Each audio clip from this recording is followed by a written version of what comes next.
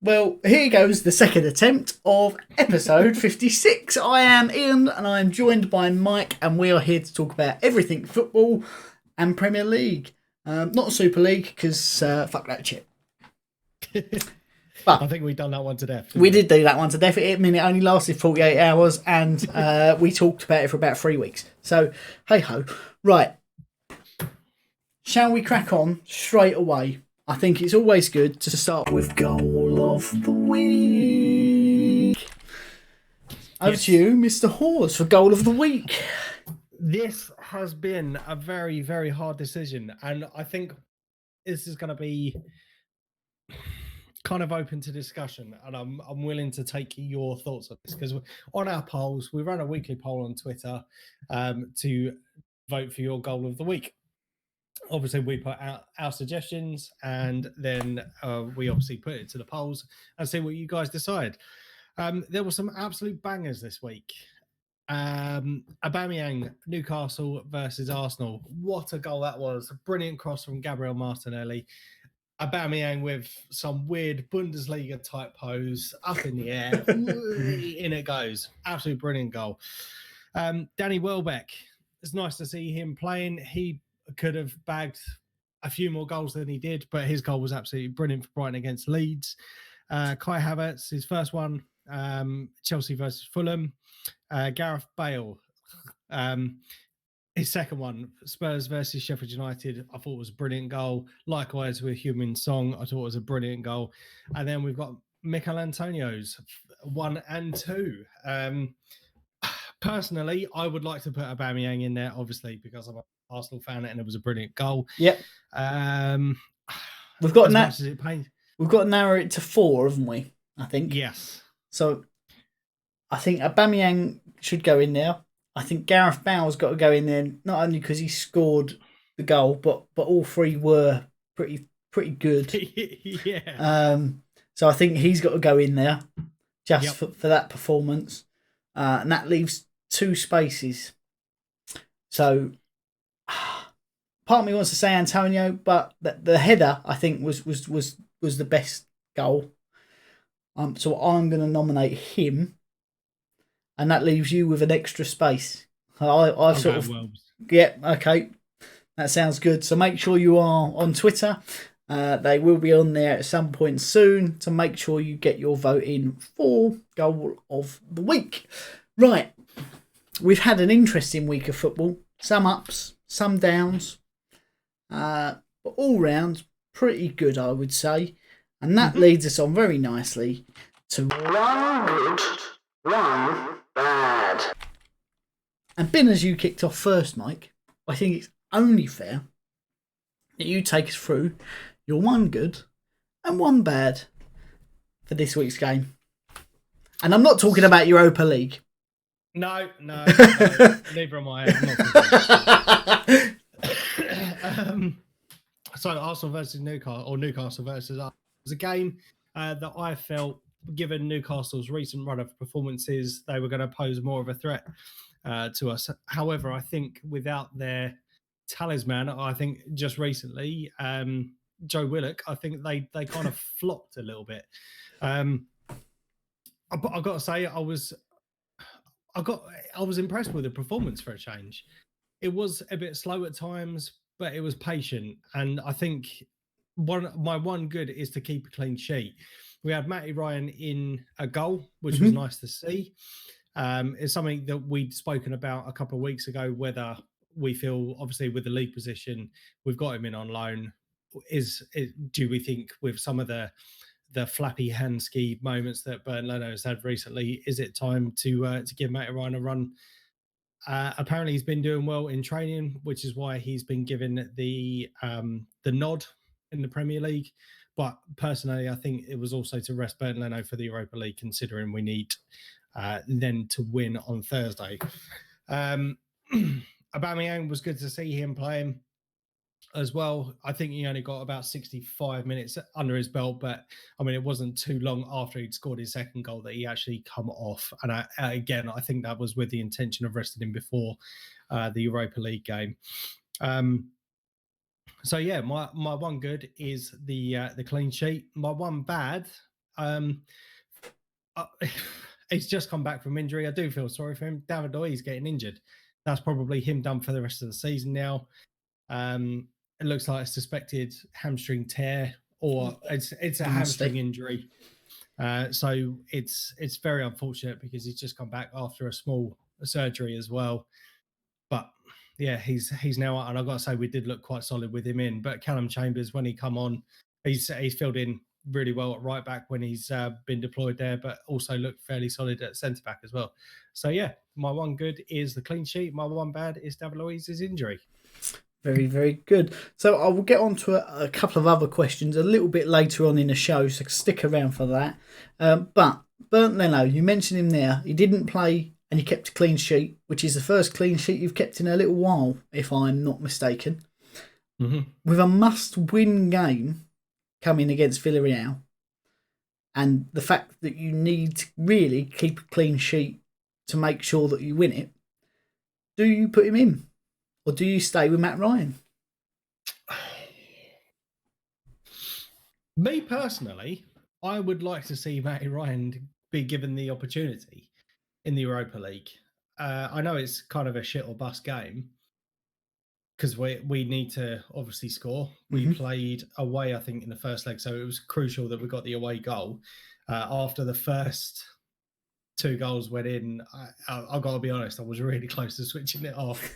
But we kind of stuck with it, and it was good to see that towards the end of the game, we got a level playing field again. But I think we just come into the game too little too late once again. But I do feel sorry for Matty Ryan because his first game that he played in, he got a horrible deflection.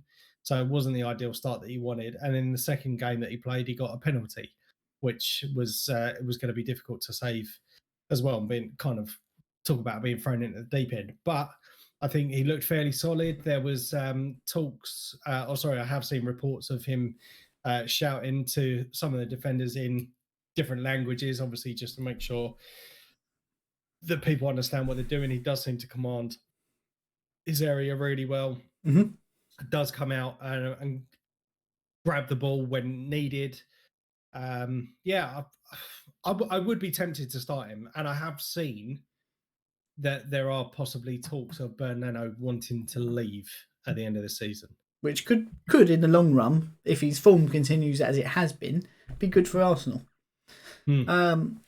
Matty Ryan, not saying Bernd Leno's not a good guy, but Matt Ryan, we know he's definitely a good guy. Does a lot of charity work, raises lots of money for different charities, and yeah, all round good bloke. So good luck. Nice bloke.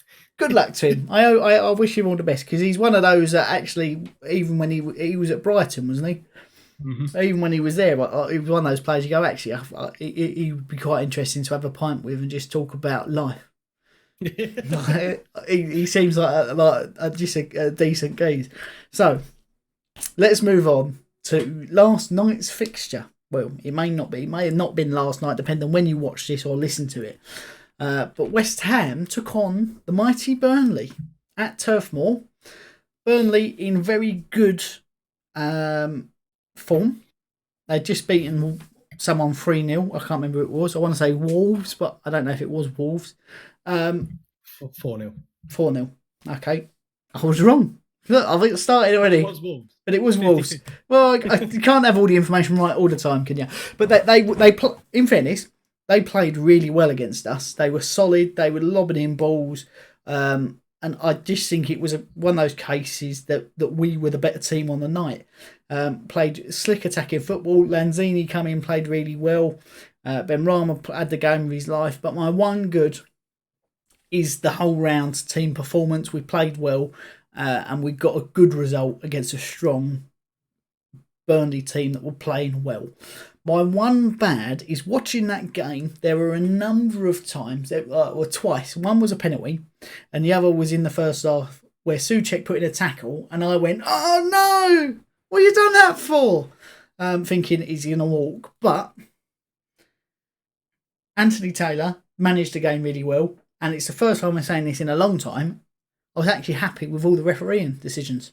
He spoke to players. He told people to calm down. He didn't consult VAR too often. Obviously, when he had to, like the penalty shout, VAR look at it anyway. But say just manage the game really, really well, and that's how I think it should be done going forward. Yes, he did give out, I think, 3 or 4 yellow cards in the last 10 minutes where it was getting a little bit scrappy, but he was talking to players first. It wasn't just VAR. I'm going to go with VAR. So that I thought was really good. But yeah, my one bad is Souček with a couple of I can't blame him for the penalty really. He threw himself at it to try and make a block and took the player as well. It was just a scything challenge about 10 minutes after that where he scissored the player. You go, this is going to be a red, isn't it? This is going to be a red, but it wasn't. So, to be fair though, if your one bad is just over a tackle, I think that's overall not too bad. I mean, we've seen you go off on some rants about the officiating and all that recently, so it's positives. Yep. I would just like to say, go on.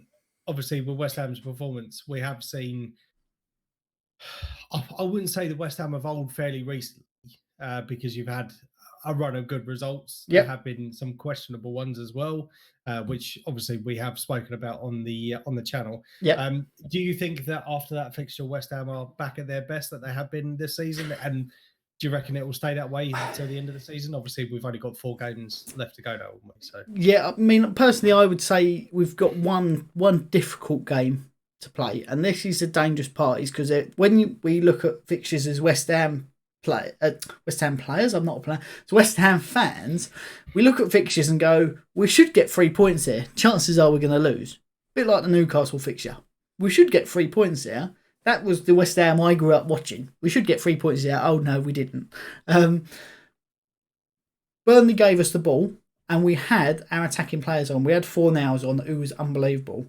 Benrahma was unbelievable. Lanzini was unbelievable. Antonio was back. Cresswell was back. Soufal was brilliant. So we have players who are decent on the ball. And I think when you've got possession, that's what happens when we've got confidence as well. We played really good attacking football. The difficulty is, or what we've seen over the last 20 however many games, 30 odd games, when we get a game where we get possession, we've got Fornals on, or we've got Lanzini on, or we've got Benrahma on. We've not got all 3 that are good on the ball. And I think that's where some of our attacking games where we should have gone out and attacked and played really well. And Lingard, obviously, of course, as well, he's goes without saying. But where we've had 1 or maybe 2 of them on at a time, we've not had that ability to control games. Well, I think we're going to play Everton, and it should be very much the same. I think Everton will let us have a bit more of the ball. They're not in the best of form. And hopefully we play good attacking players again. There's rumours Declan Rice will be back as well.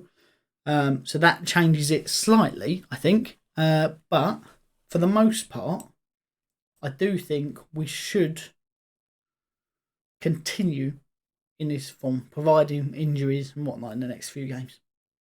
And obviously, there's only 3 points. 2?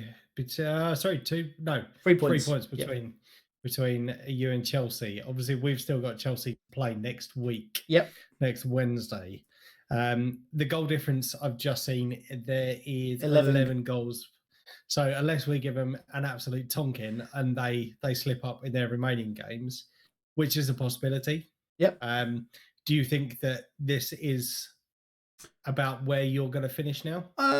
They've got Man City to play as well, and they're playing in the FA Cup and the Champions League against Real Madrid.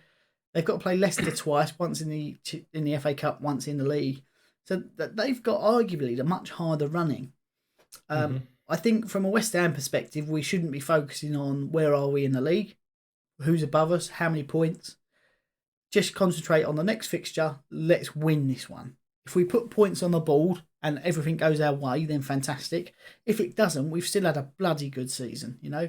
The only other thing you say, Tottenham are on the way. 2 points. We overtook them again by beating Burnley, and Liverpool are only 3 behind us, I think. Although they've said they don't want Premier League to give them the 3 points for the postponed match against Manchester United, I think that could be the most likely outcome. Which is, you would say, not fair really, but it puts them in prime position as well. So it's going to be a close run fight right to the end, I think. And for the first time in a few seasons, I think we're going to see an interesting end to the season at the top end of the table. Mm-hmm. Obviously, we've got Manchester City. I think they're one win away from being mathematically impossible to catch. So they're as good as champions this year. Then obviously you've got Man United 67, Leicester 63, Chelsea 61, U 58, Spurs 56, Liverpool 54. But Liverpool, obviously, as you mentioned, do have that game in hand, potentially, depending on what happens with that. So, yeah it's going to be a good one. It will be. But say, as much as I want to get excited about we could finish in a Champions League place, we've got to play Everton, which is it's never a difficult game. They're in a bad run of form. So that's the only sort of solace in that, isn't it? We've got to play Brighton, who seem to smash us every time we play them. I don't even know who else we've got to play. We've got to play West Brom, which I'm hoping they will be relegated by the point where we play them. And then last game of the season is, I don't know. Can't remember. Southampton, I think. Again, Southampton, depending on what day they turn up on, can give you a really hard game, can beat you, can score lots of goals, or they can concede 8. You know, it just depends on what way the wind's blowing. VAR.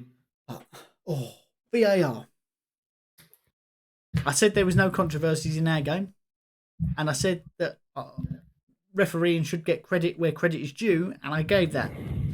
But Mike, can we give out a headphone warning first?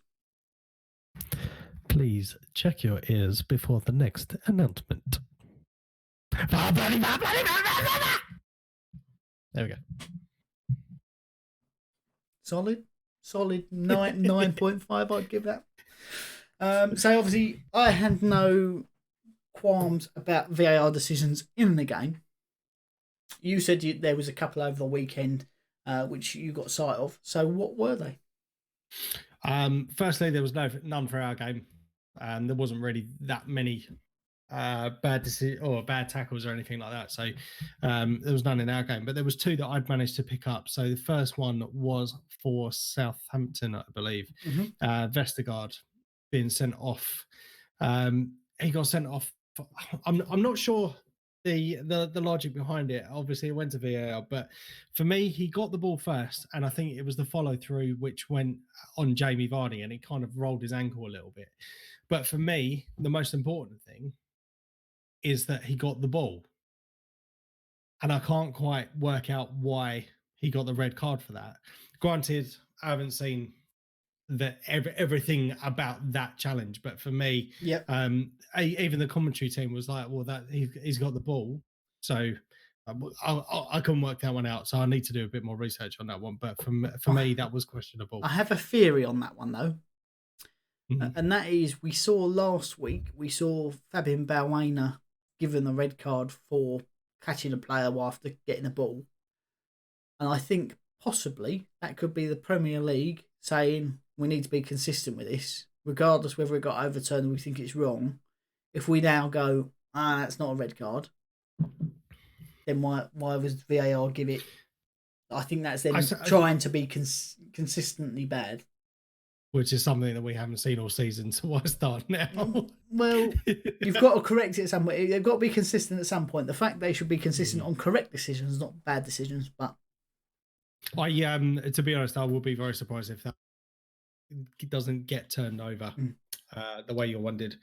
The second one was for Lo Celso for Spurs. I can't remember who the tackle was. I think it was someone called Fleck or something, potentially. Basically, he'd gone in for a tackle. The guy jumped up out of the way, and as he come down, his foot went on Lo Celso's face. Now, for me, that looked a bit more malicious than the Vestergaard challenge. So, but there was nothing happened on that one. That one went to VAR. Checks were complete, and as much, I'm not condoning violence here, and I'm not saying I wish that anyone gets injured in the slightest. But it's obviously a rival team, so you do have to think ha ha ha at the situation, but not at the injury of the player. If that does that make sense? Yeah, you're laughing at the fact they haven't got a decision go for them rather than the incident. Yeah.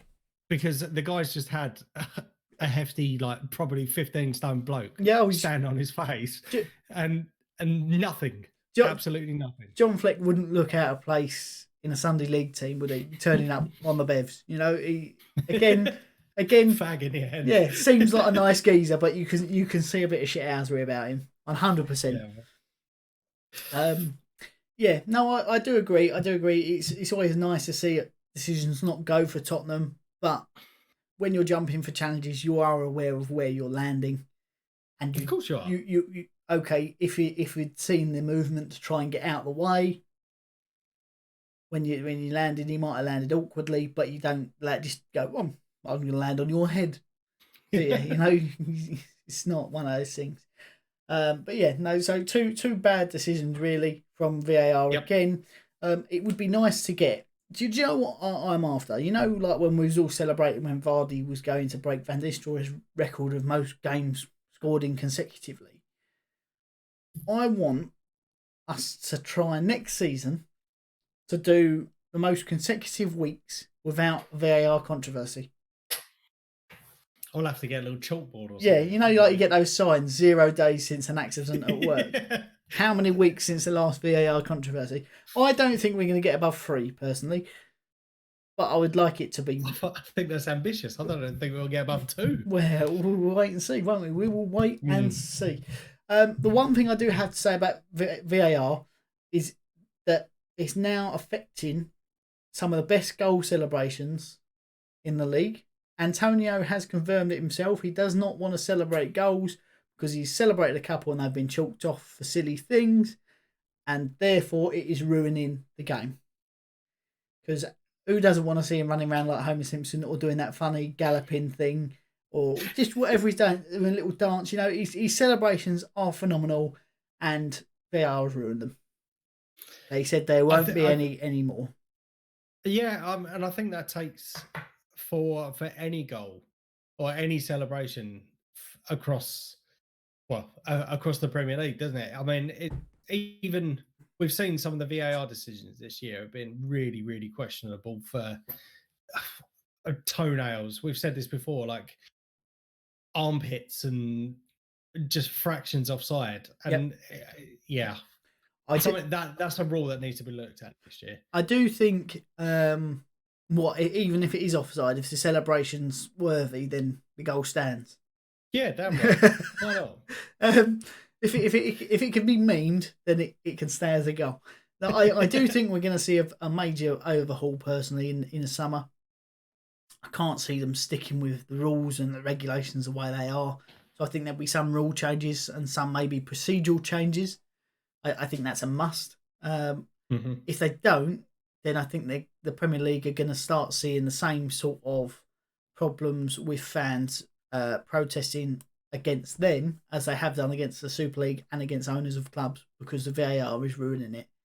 And I do think they would have seen protests about it this season had fans been allowed in stadiums. Yeah, more than likely. And it's actually good to see as well, because I think the end of this month, obviously, we see lockdown measures eased, and there's talks about obviously certainly for our last game, potentially 10,000 people being allowed into the stadium, which I think is our last game as well was at home to Brighton. And I think that is going to give the players a massive boost, and it's going to give the country a massive boost as well, with people being allowed back into stadiums and stuff. So definitely top gunning. Definitely. And that moves us on to our predictions. Now, we didn't go with putting videos out this week because there was a boycott of social media to do with abuse of players and sporting professionals. We thought, being sporting professionals, in very loose commas, that we would join in this boycott. So we didn't get any predictions or videos out this weekend, but there was a reason for it. But normal service will resume this week. But Mike, what were our predictions for the games last week, or in the last week? Okay, so we had Newcastle versus Arsenal. You predicted 2-0 to Newcastle. I predicted 2-1. That was off the back of a very poor performance, very down in the dumps. And I think that, in fact, I've said this loads of times before. Whenever I predict against us, the opposite results happen. So those times I think we're going in for a comfortable win. Maybe I should start just predicting a loss. And if I lose the trophy, I lose the trophy. But Arsenal, very comfortable 2-0 win. So no points for either of us. Burnley versus West Ham. Obviously, we had seen Burnley come off the back of a very impressive result, as you mentioned earlier. West Ham have been very good as well this season in general. You predicted a 3-1 win. I predicted a 2-2 draw. Obviously, we know the score was 2-1. To be honest, it could have been a cricket score either way. If only Antonio hadn't gone for the perfect hat trick, as he said, by kicking it onto his other foot, then it would have been correct. But hey, you can't have everything. No, so you get a point. I don't get a point. So you get the week, and that moves us for the season totals. Ian, you are currently on 48. I am currently on 50. Here's the thing. If Manchester City win the title, don't I get an extra point? Oh, yes! that we've got that to come into account. So to be honest, mate, I've drawn a blank so many times in the last few weeks. I need to up my game because it's getting crunch time. Yeah, man. And I don't want to do a Spurs. I mean, I'm adjusting my results to make it so it's not just you getting nothing. You know, I don't want to smoke you. I want it to be competitive. That's the only reason I'm getting them wrong. Thanks, man. Mate, can you tell? I'm professional. This is what I mean. Professional athlete in talking absolute shit. That's. I think I can class myself as that. What is it? You're just concentrating on the next result. Very cliched. Yeah. Let's do it. One game at a time. One game at a time. So, being one game at a time, the next game is Arsenal versus West Brom. Yes. I personally think this could be a difficult game for us, just because we are playing it again in Europe on Thursday. I don't fancy our chances, or we have shown with our away form, I'll start that again. With the Europa League form, we tend to do pretty poorly. On the following fixture, we are luckily at home. I don't know whether this is luckily actually, but we are at home on Sunday evening. Could be a difficult game for us. Obviously, West Brom fighting for every point that they can get. Unfortunately, I do think it is going to be, or it's not going to be enough. Newcastle, had they won or beaten us, then that would have secured their safety, and I think that would have doomed the teams below to relegation as well. But West Brom are going to come at us with all they've got. Obviously, we're travelling. I think it's going to be a heavily rotated team again. But I think I'm going to put us down as favourites for that one. I'm going to go for a 2-1 win. Ooh, okay. That's very, very interesting. And the reason I say that is in January, you did have your biggest ever win against West Brom at 4-0. But you've got a very important game coming up in the midweek as well, haven't you? Yep. So personally, I think if you get knocked out of Europa League, your heads are going to drop and you'll lose.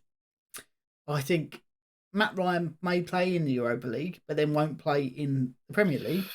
So that puts Leno in, at which point you'll concede and you're going to lose. I've gone 2-1 West Brom. As you said, they're going to be throwing everything at you. It ain't going to be pretty. It ain't going to be special. But actually, they've been getting some decent results recently. What vital points, and every point counts for you at the bottom. But they have got to start winning. So I think at 70 minutes, 4 strikers, big balls into the box. You know, it is asking for a calamity, isn't it? Yep, unfortunately so. And I can see it happening as well. It's just the way it might go, mate. Right, that moves us nicely on to West Ham hosting Everton. Everton, obviously, a little bit better on the road this season than they are at home, which is not good for us. We did beat them 1-0 in January. And we're playing with confidence. We've got good attacking players who are in form, And as I said earlier, Declan Rice may be back, which is a big boost defensively for us. Everton, on the other hand, have only won 1 in the last 9 games in all competitions. So that gives me great confidence that they are lacking confidence. So I've gone for 2-0 to West Ham. It's going to be an interesting weekend. If we get a 2-0 win, then next week I'm not going to be saying let's take it one game at a time. I'm going to go, yeah! We are fucking massive. We are fucking massive. See, yeah. I see two sides to this game. Obviously, you've mentioned about Everton's poor run of performances recently. However, your impressive run in this season. And I do think possibly they are due a result. I think they lost 2-1 at the weekend. But to be fair, both teams had their chances on that. Just weren't clinical enough.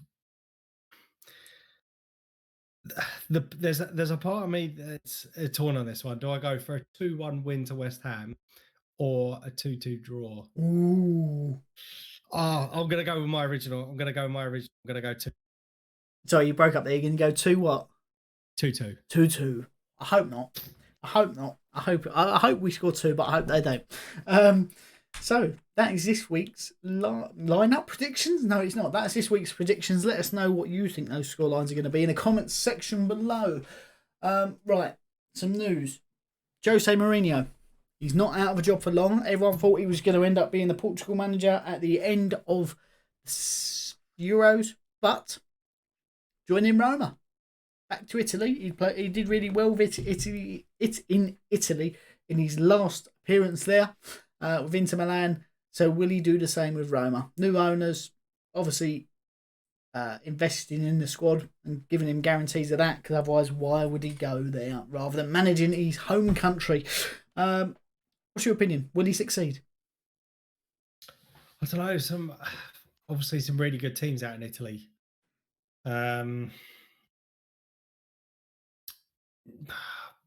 Possibly a cup competition. I know he was, I think, robbed of an opportunity to win a trophy again in England with Spurs.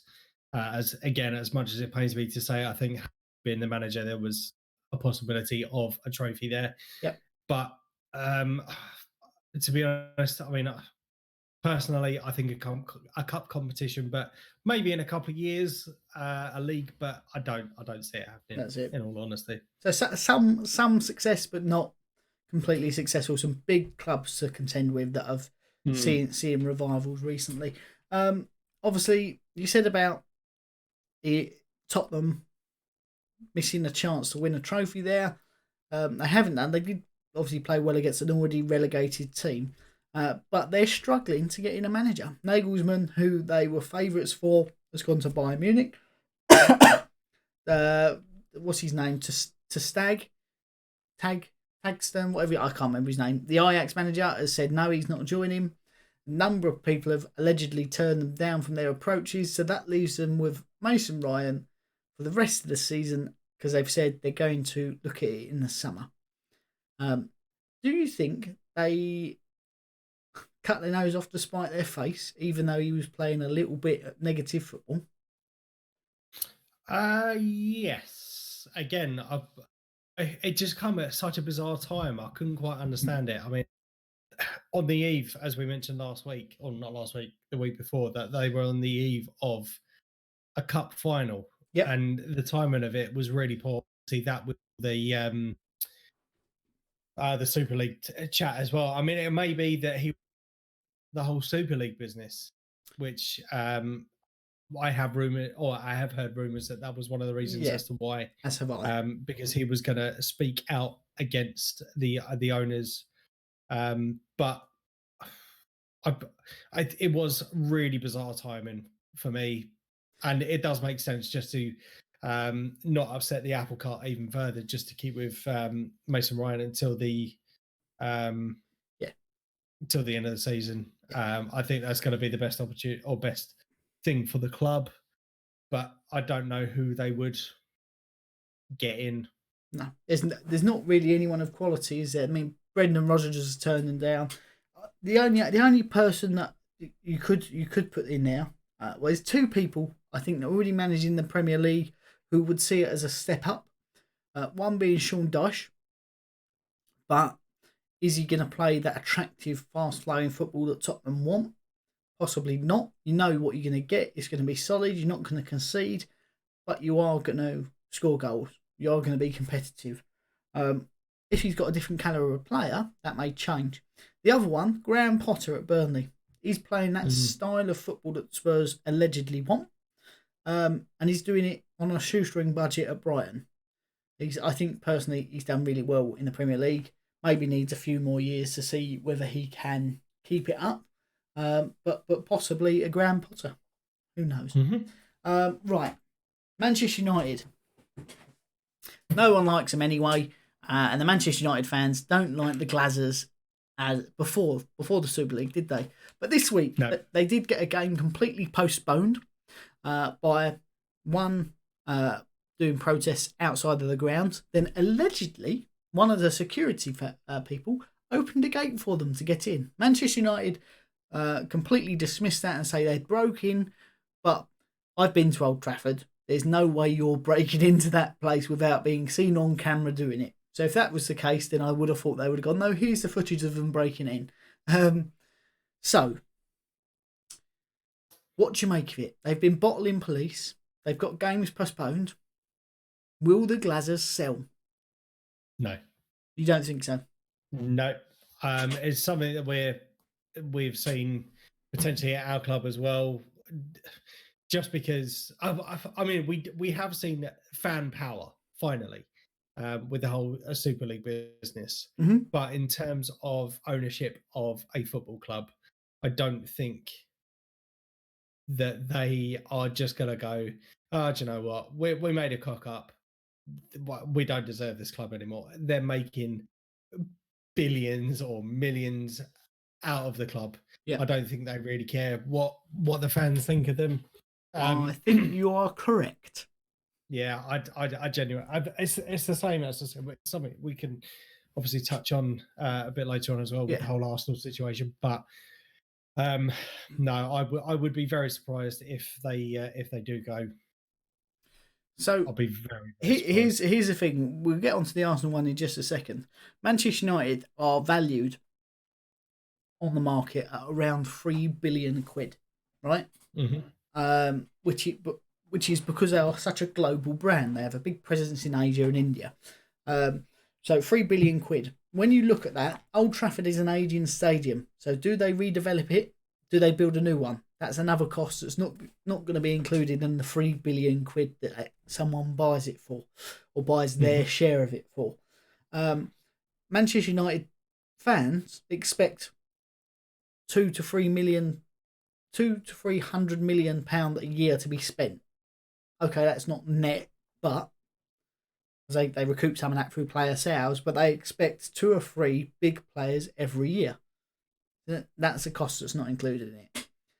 And then you've got the fact that they want to win everything with a squad that's arguably is a bit hit and miss, but I think Solskjaer is working somewhat of a miracle there with some of the players that he has got.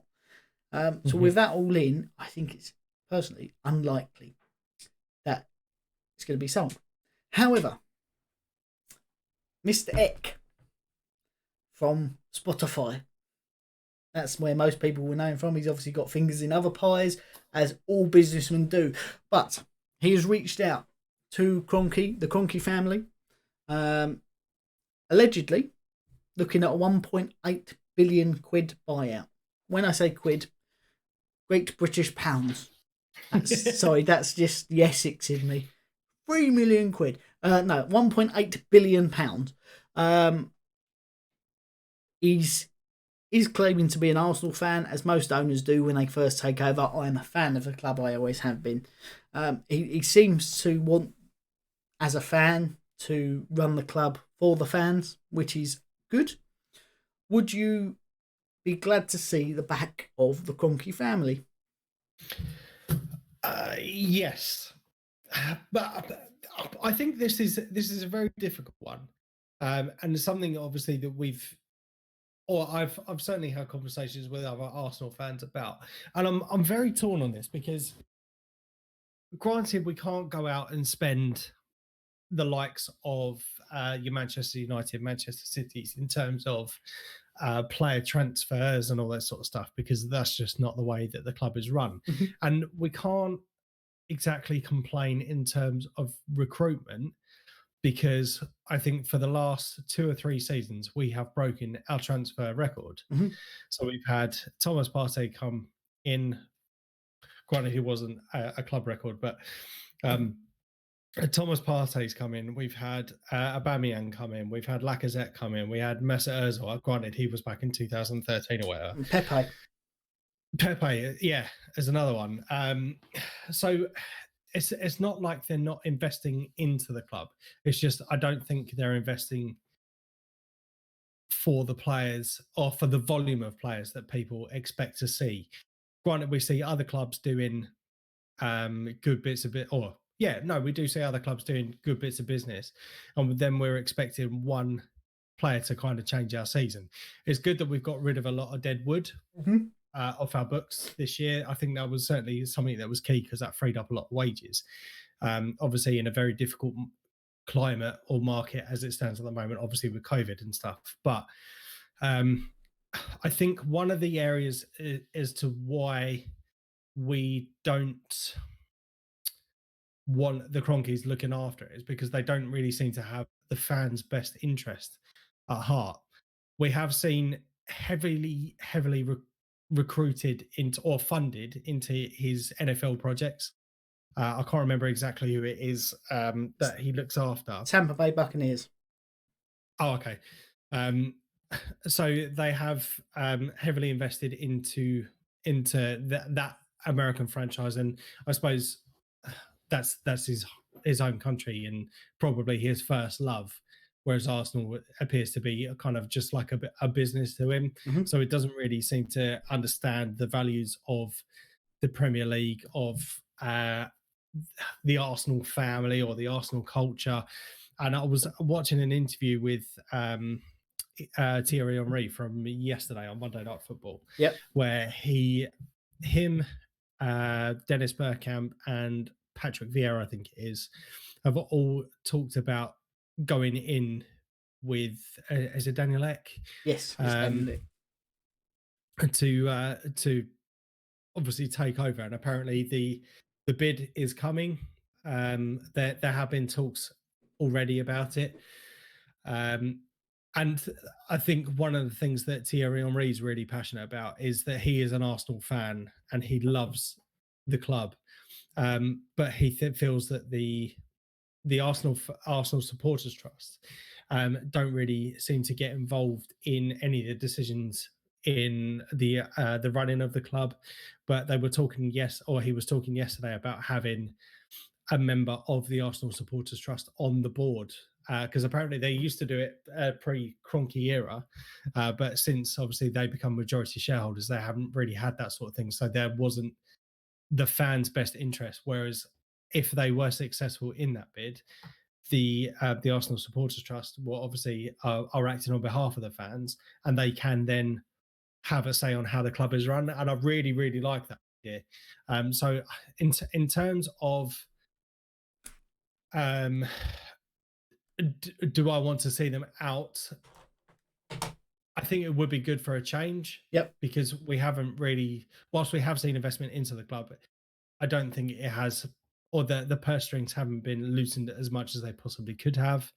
It all seems to be for their own pockets, which again, it's a business.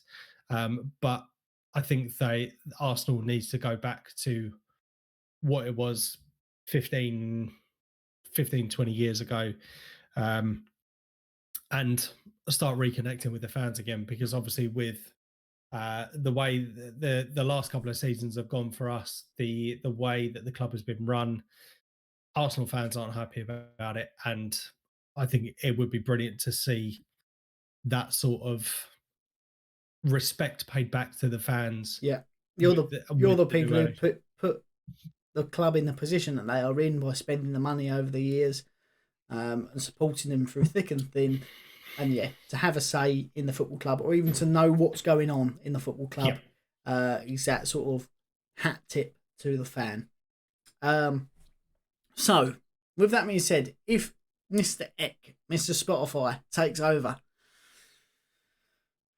does Arteta keep his job? If, as an Arsenal fan, if you were buying that club, is he the man you'd want there to protect your investment and improve on it? Yes. Is. Okay. Okay, that's all that needs to be said. It's all that needs to be said. No, this is something that we've jokingly had a conversation numerous times over the season with the run of results. Personally, I think it's more than time to stop blaming the manager. We've seen a run of poor performances towards the latter stages of Arsene Wenger's career under Unai Emery, towards the latter stages of his career. Obviously, Unai Emery. Mikel Arteta. We've seen some poor results. I don't think it's the manager's fault. I think there's quite a lot of players that need to step up and take responsibility for some of the performances they've had. And I think with the way that the season or the last two seasons have gone because of the whole COVID situation, it has been very abnormal for everyone. Obviously, we are starting to see the reintroduction of fans back into the stadiums, as I said, and you never know, that may be the difference that the players need next season. We may see some better results with the fans getting behind them. But likewise, obviously, if it starts going against them, I think we'll find out very quickly whether Arteta will keep his job or not. But from the sounds of it, this Mr. Spotify doesn't have, or is not short of a few quid. And if they do end up taking over the club, I don't think it'll be too much of an issue to get rid of Mikel Arteta and try and recruit someone else.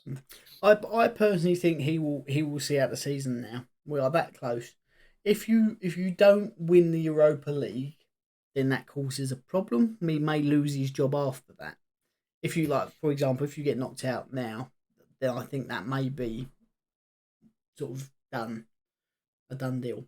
If you do get a decent result in the next game, gets through to the final and are competitive through the rest of the season, I think he will keep his job only until the next 6 games. I think you've got next season, if he keeps his job this season, he's got 6 games to be pulling out results, and I think that's sort of like a 5 wins and a draw sort of run of results that he needs. I imagine there's probably a few disheartened Arsenal fans seeing that you are quite low down the table.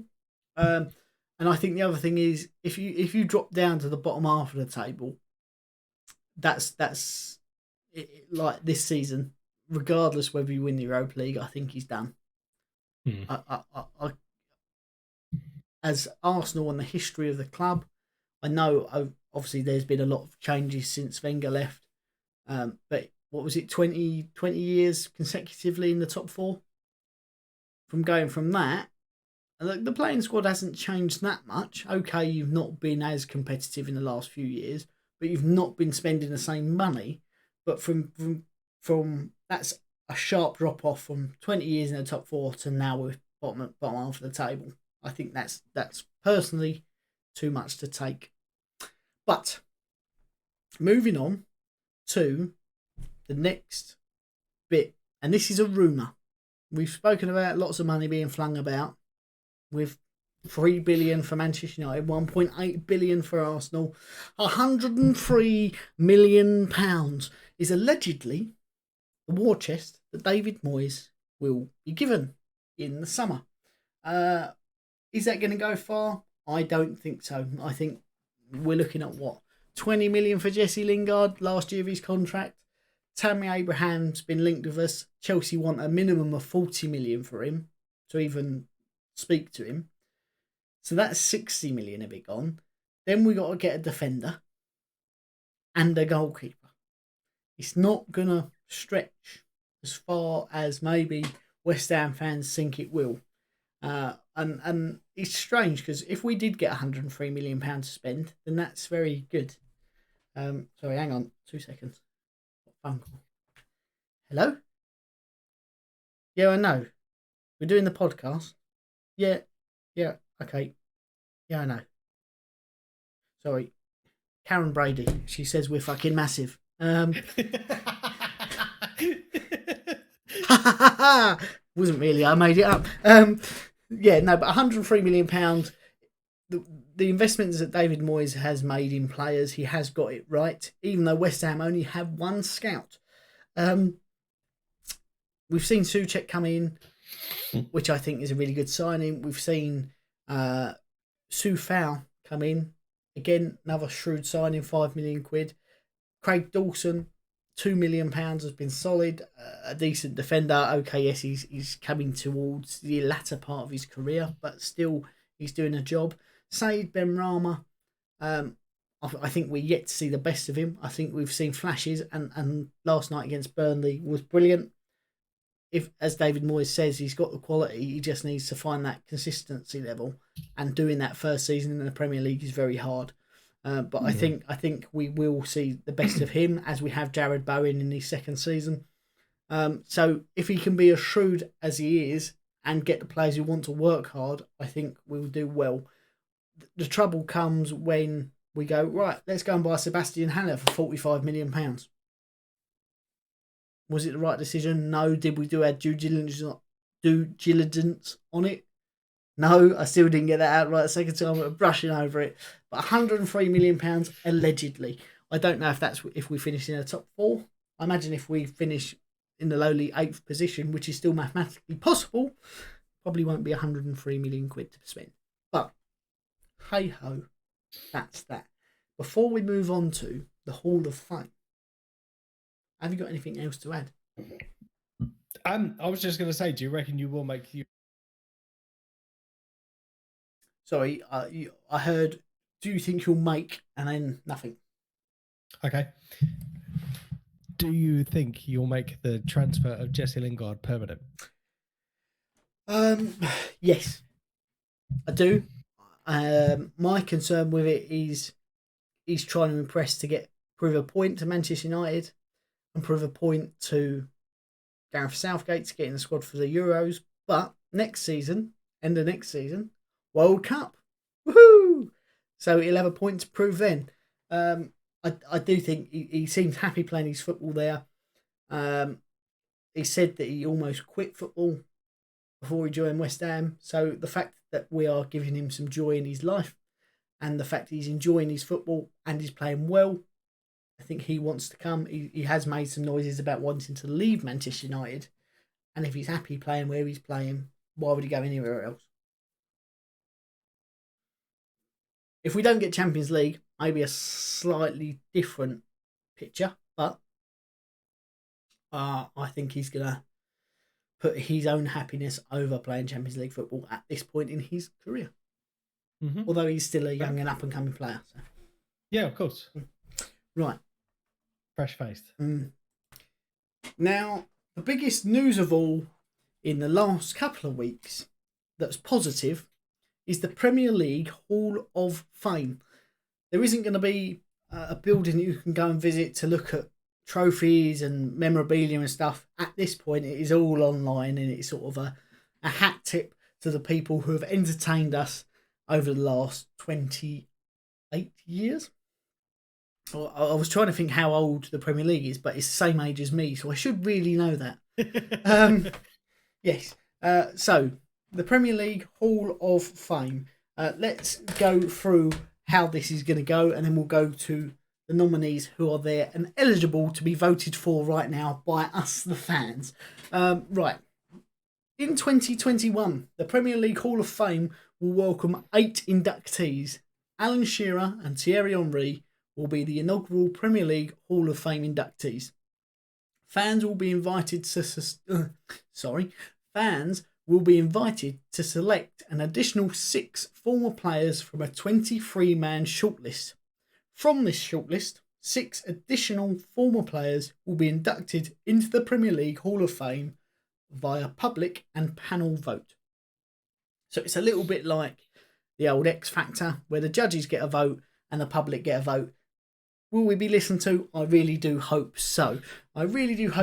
So, I hear you ask, what is the criteria for being a nominee?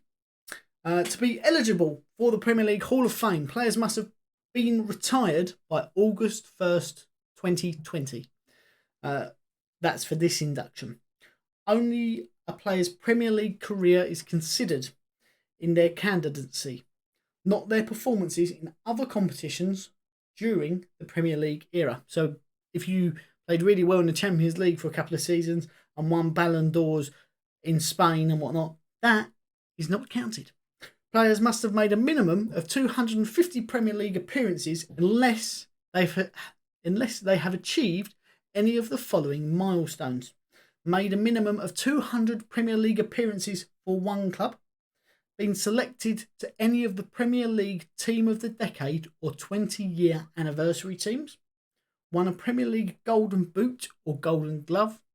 Been voted as Premier League Player of the Season. Won 3 Premier League titles, scored 100 Premier League goals or recorded 100 Premier League clean sheets, but that is for goalkeepers only. So we have 6 extra people to go in to the Hall of Fame this year, and we have our selection criteria. So obviously there is a 23-man shortlist. Who is on that shortlist to be voted for right now, Mike? Okay, so we've got Tony Adams. Mm-hmm. David Beckham, yep. Dennis Bergkamp, Sol Campbell, Eric Cantona, Andy Cole, Ashley Cole, yep. Didier Drogba, Les Ferdinand, Rio Ferdinand, Robbie Fowler, Steven Gerrard, Roy Keane, Frank Lampard, Matt Letizia, Michael Owen, Peter Schmeichel, Paul Scholes, John Terry, Robin Van Persie, Nemanja Vidic, Patrick Vieira, and Ian Wright. Very, very good. And the bonuses, which we found out before the podcast, because we did cast our votes in that, is that you get 6 votes. You can vote for 6, not one player 6 times, but you can vote for 6 players at once. Obviously, because there are 6 spaces, so that's 1 vote for each person. So, who did you cast your votes for, Mike? All the Arsenal players. All the Arsenal players. No, I'm joking. So I went for Tony Adams. Yep. David Beckham, Didier Drogba, Rio Ferdinand, Frank Lampard, and Ian Wright. Very good.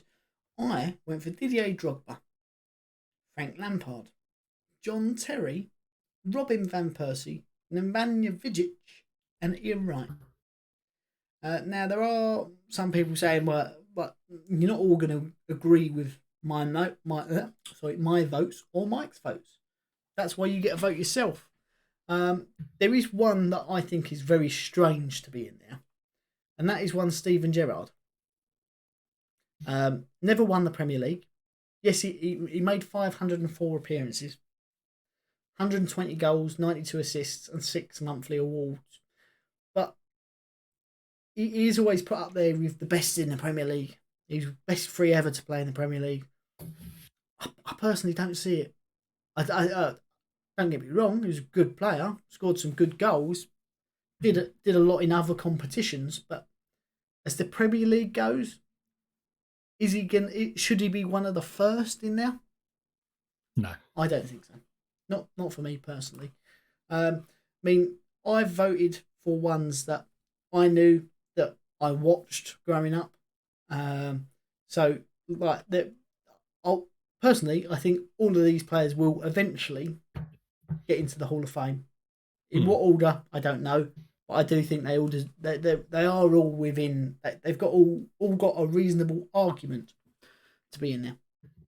Now, there was one player that we did say we discussed beforehand, Mr. Ryan Giggs. Recently, again, been in the press for not the good reasons, but for allegations for being a horrible human being. Now, he hasn't been found guilty of them as of yet.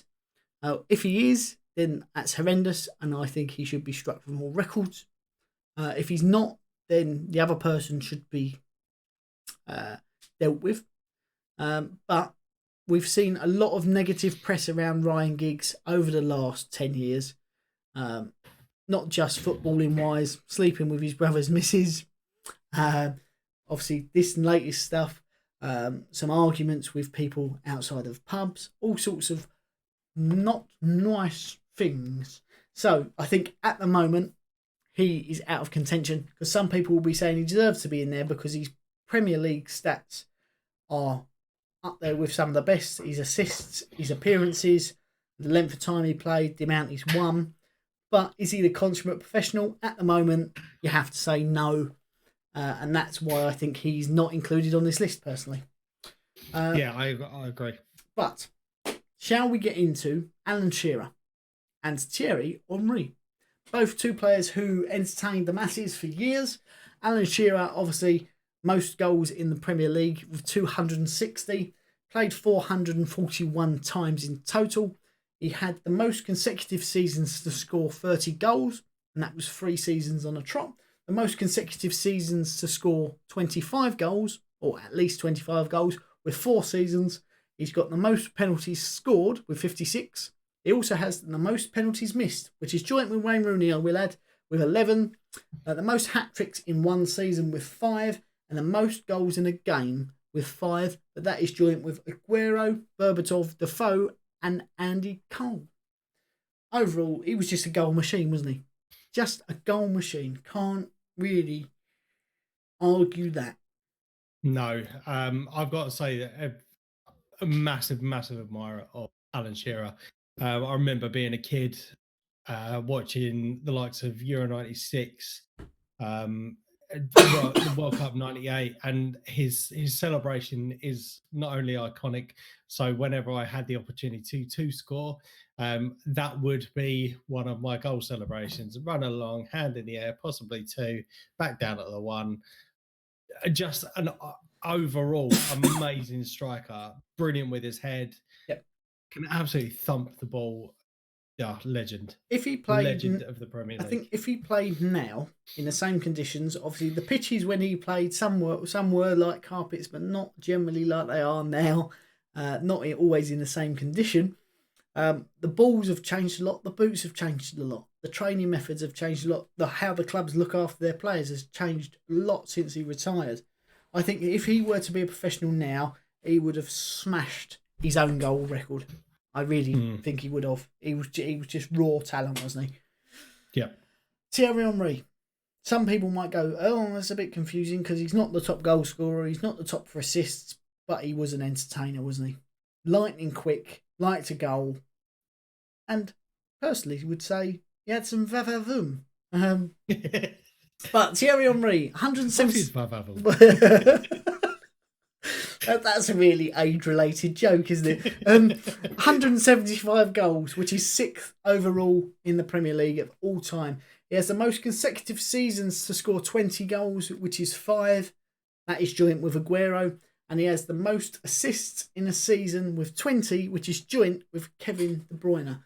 Obviously, did a fair bit more as well, made lots of appearances, but I haven't written that down because I'm not that prepared. But again, 258. There you go. But then again, we don't need to know it, do we? There's not a single person or player that I have seen or heard say, nah, I don't really like Henry. He entertained everywhere he went. Premier League especially. And he made a comeback. Yes, he did. Made Arsenal change their statue, didn't he? Yep. I was that game. I know it was against Leeds when he first come back. When he came back to us.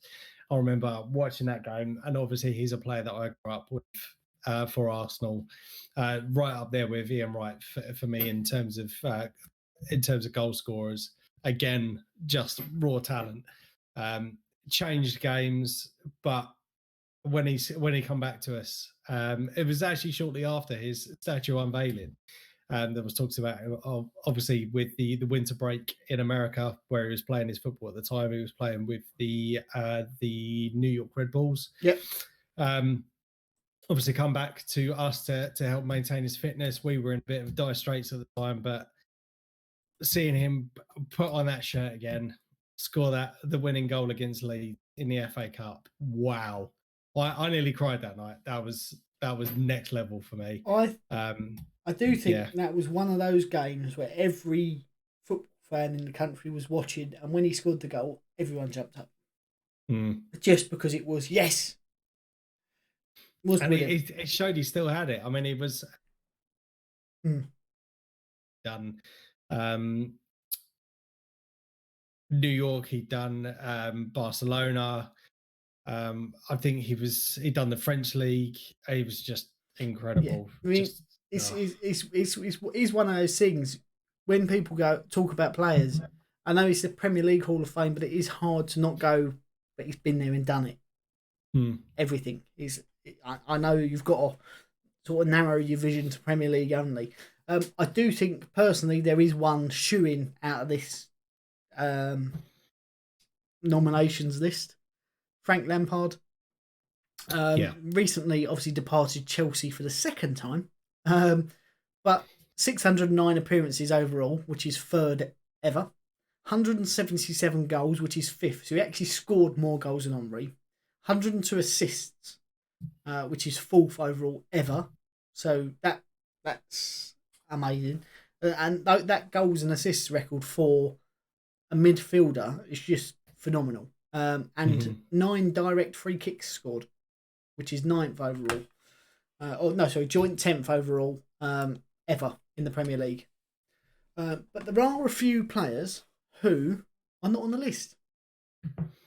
And I imagine it was quite hard to narrow it down to only 23. I do think the Premier League were correct in the first 2 inductees. It had to be, didn't it? Yeah, it really did have to be. Gareth Barry.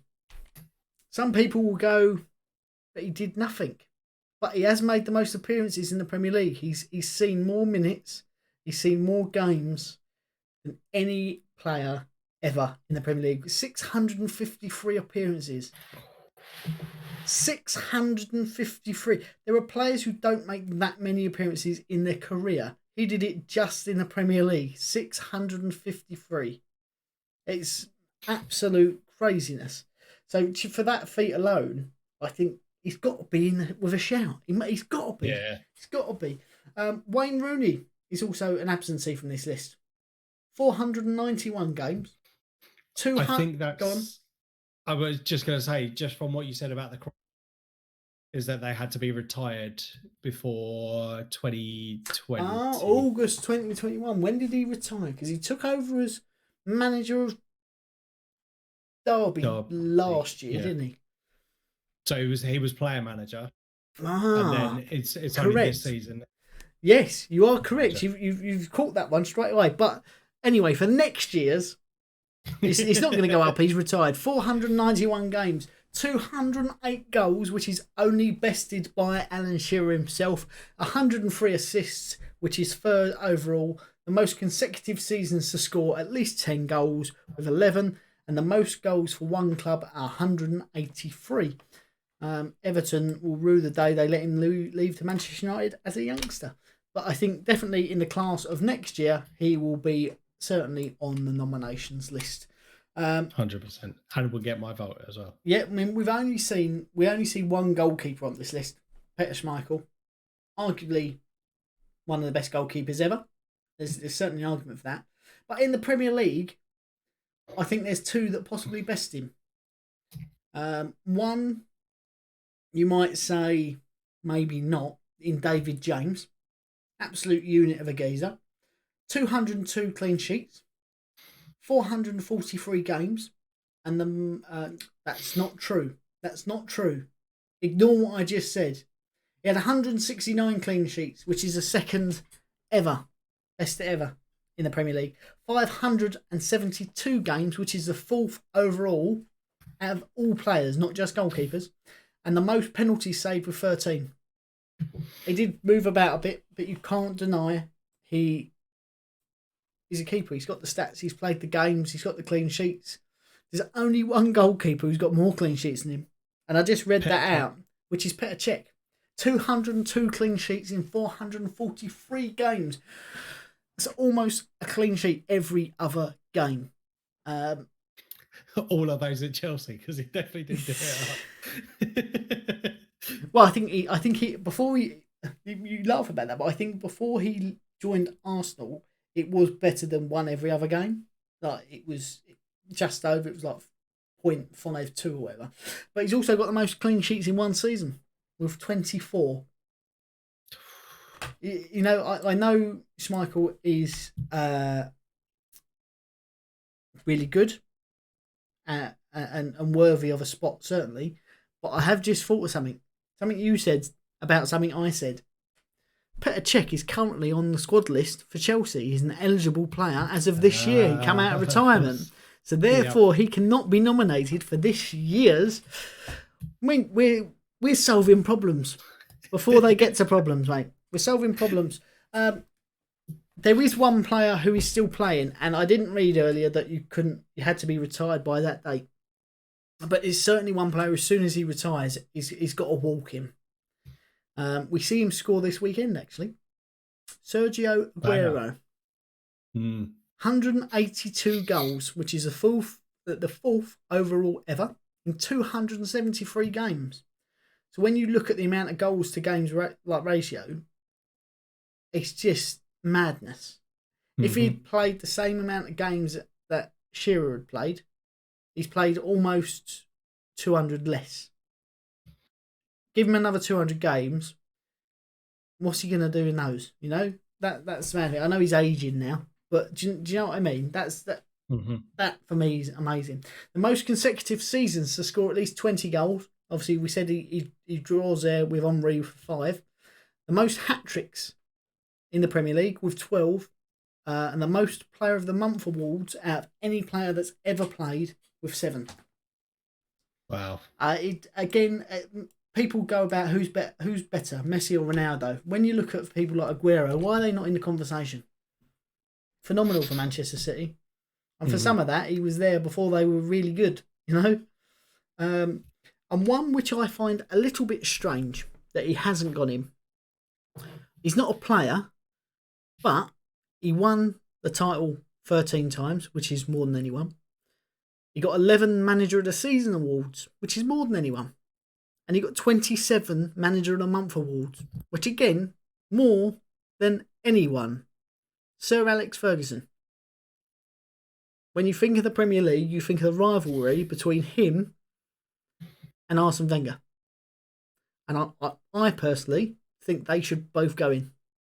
Yep. Arsene Wenger, obviously the longest serving manager in the Premier League ever, with a long time. 21 years, I want to say.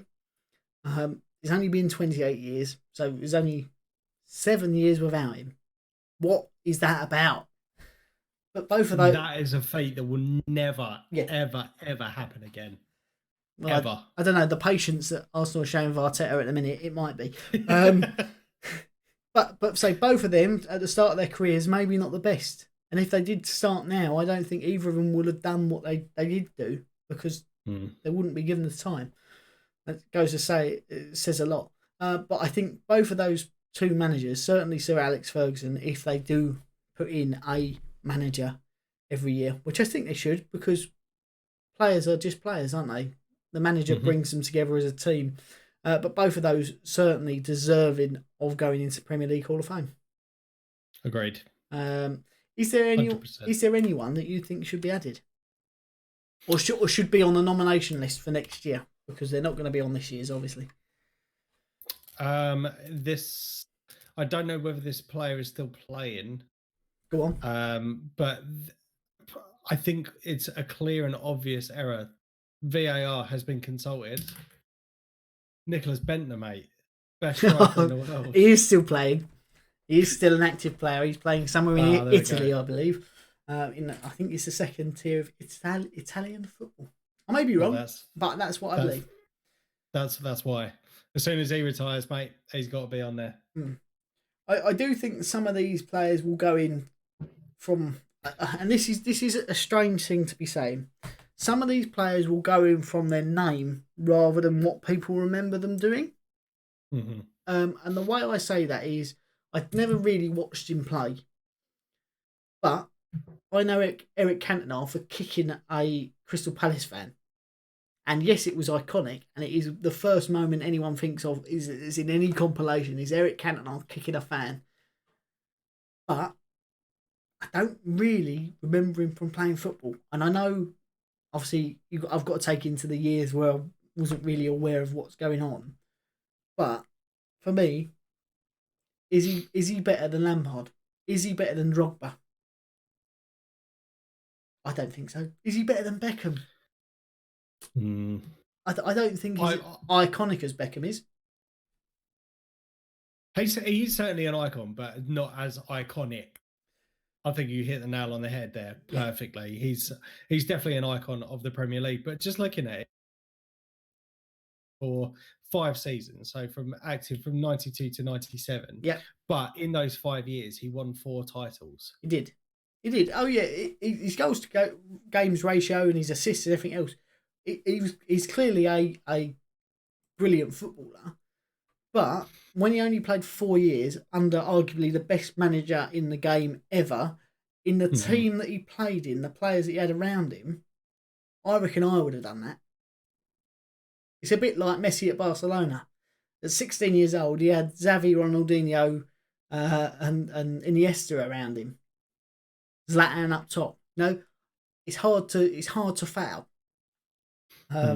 Not saying that every player could do it, but for the 4 years, Andy Cole. Andy Cole is next to him on the list. Made 4 times the amount of appearances, doubled the goals, same amount of assists, won more title, same amount of monthly awards. How does Cantona go in over Andy Cole? Where most people will see Cantona as a more prestigious player than Andy Cole. And this is why it's very difficult to judge. I'd be interested to see who they've got on the panel. Hopefully it's no one who sits in on VAR, because they will make a shocker of a decision, won't they? They'll put someone in and go, no, hang on, we've pressed the wrong button there. But yeah, I do think they're a decent list of nominations. What it does say on there, obviously you can go and have a look, it's on the Premier League website, is that just because they're nominated now doesn't necessarily mean that they will be nominated again. So for some of these players, it could be a one and done. I think most of these will find their way in eventually. But obviously, as the years go on, more players retire, more things happen. You think eventually when Harry Kane retires, people are saying he's going to beat Shearer's record. Well, that's if he doesn't sign for Real Madrid in the summer. Because actually, his career as it is, does he deserve to be in the Hall of Fame if he was to leave Tottenham and the Premier League this season? No, he doesn't, because he's done nothing. Well, he scored some goals. I'll give him that. But other than scoring goals, what's he done for us? Yeah. Yeah, but apart from scoring goals and getting assists, what's he done for us? Yeah, so, I mean, go and vote. We implore you to vote. And that's not just in your local elections. That's in the Premier League Hall of Fame, something that matters, you know? I really want to know who's going to get in now. I don't want to wait. I'm sort of excited. They get a nice shirt, and that's about it. I do think eventually, after a few years, we may see some sort of tourist attraction that you can go and visit. I don't know why they wouldn't, with memorabilia that's been donated from clubs and from players, because I'm sure some of them would do that. But just to walk along, sort of line the walls of Wembley with these shirts and stuff, I think that's more than worthwhile, and certainly warranted. I say Wembley. I don't know why Wembley, but it's a home of football, mate. Well, home of English football. Yeah, but then you don't want a Frenchman, do you, hanging on the wall of English football? It's difficult. But no, I'm just thinking of places people attend a lot to celebrate on some occasions. But yeah, that is the Hall of Fame from the Premier League. Have you got anything to add, Mike? No. Haven't? Well, if you haven't already, make sure you've watched the entirety of the podcast, because this Hall of Fame video is a separate thing as well as on the end of the podcast. You're already halfway through. But make sure you're subscribed And if you like the video, like the video. If you didn't, but subscribe. Well, yeah, subscribe. Subscribe, goddammit. So if you didn't like the video, then put a thumbs down. We don't mind thumbs down, providing you tell us why. I think that's only fair, isn't it? It's only fair. But until next time, I have been Ian. I have been Mike. We are FDT TV. And we will see you at some point during the week. Peace.